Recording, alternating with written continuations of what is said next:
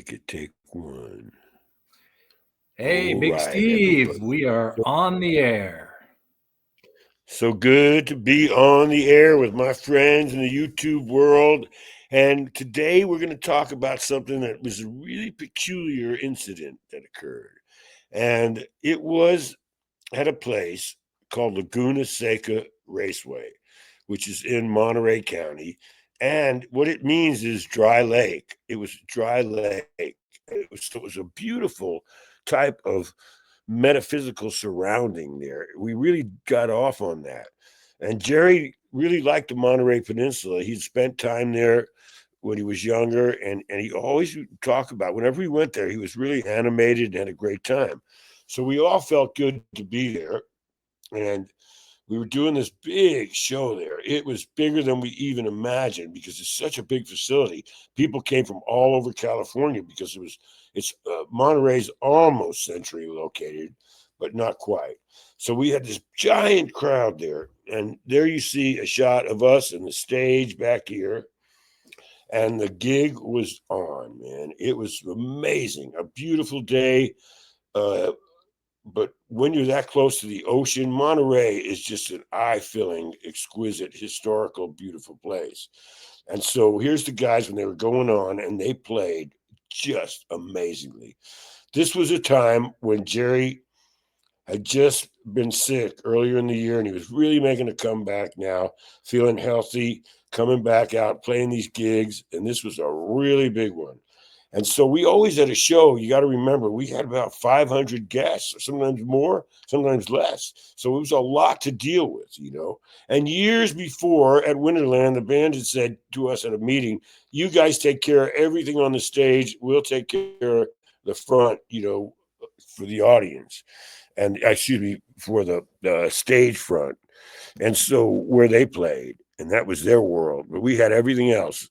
And so it was getting to be this funny thing was happening in the Grateful Dead world at meetings. People were complaining that their friends couldn't get access everywhere. And I stood up and I said, well, sometimes we have to even limit our friends because we have things to do at these shows that are highly technical. We need some room sometimes. There's private things that have to happen. And so we sort of left it at that. But there was still tricklings of a little bit of people being complaining about it a tiny bit. And so that day, I said, well, let's try a new policy then. And I just said, anyone with a backstage pass, I told the guards, let them up. And so they pretty much did that. The first set, they swarmed the stage. And then Phil came running over to me at halftime and he said, who's that girl taking my picture? I said, well, that's one of your guests. We tried to put everybody where their guests belong on stage with who they got in their pass through.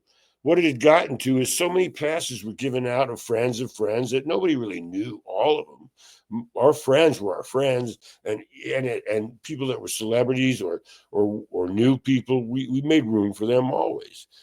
So now we had this amazing gig, man. The gig was not hurt. It didn't bother the music or anything. It was a wild day of fun.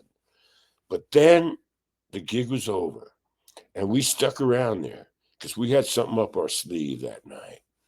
This song, Touch of Grey, had become so popular. It was one of the Grateful Dead's biggest hits. And there you see it. We filmed an incredible video that night. When everybody left, we stuck around. And by the time it got dark and it got to the right point when the ocean was rolling that fog in, that beautiful Monterey fog, it encompassed the stage. Gary Gutierrez, who was a good friend of ours, and he was directing it. And he was an illustrator, and he did a lot of stuff with us. He had done Foolish Heart, which is another video. He was just ecstatic because you couldn't have asked for a better look than to have that fog come in. And we had these giant skeleton replicas of the guys as close as we could come, and their instruments. They were holding instruments that we tried to copy. They're just mock-ups of the instruments, and they were on strings. And there was guys up in the catwalk up top of the stage where normally would be the spot operators, and they were doing some movement of these things. So you will see them moving around. They were puppet masters. And so here we are filming this thing. It was perfect. The fog, the puppets, the giant puppets. It got kind of creepy for a little bit there, and that's what she wanted. This vibe came up. And here's a shot of Bobby, of course, real life Bobby, and then how he faded off into this. The dummies weren't perfect exactly, the skeleton mock ups, but they sure were fun. Uh, they came in these giant boxes, man, and they were cardboard coffins for them. Actually, we stored them at the studio after this thing for years. And here's Phil catching a rose, which was done with the beauty of stop action. Gal in the audience throws a rose, and he catches it in his teeth, which is a funny thing to all of us, to see that. And they did a really good job of that pretty smoothly. Then there was the scene, of course, where the dog, here's Kreutzmann. He was smoking a giant doobie. And so it just put some of that vibe out, too, him smoking and smoking our favorite thing, cannabis sativa. And also, there's a scene where this dog is running around on stage with a foot with a leg bone, but the lower shin bone in his hand, and it was Converse sneakers on it. So here's a shot of the bass drum pedal. I do think that might be Mickey's bass drum, but I'm not positive from this angle. I think it is. And so it's just a great shot. He took some stills. We worked there for a few hours and we got this video that I thought was really cool. It was different and the guys loved it. And it check it out. It's just kind of fun to see them switch over to the skeleton body that lives inside all of us. And when you have a place like that that's so beautiful, you have an amazing canvas to paint a picture. And that's what we had that night. Laguna Seca was the canvas, and Touch of Grey Video was the artwork, the painting, and the show in the daytime. Had a great time and stands out in my mind as a wonderful day, man. We played there a couple of days. Thank you so much. Subscribe to the channel. If you like it, hit the like button. We could use the encouragement because it just makes you feel good. And also, I would like to say there's so much happening right now. Our hearts go out to all of our friends in the Los Angeles area.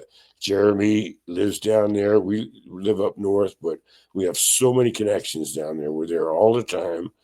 And we're really pulling for everybody to come out safely, and hopefully things don't get any weirder. Thank you all. Love you guys.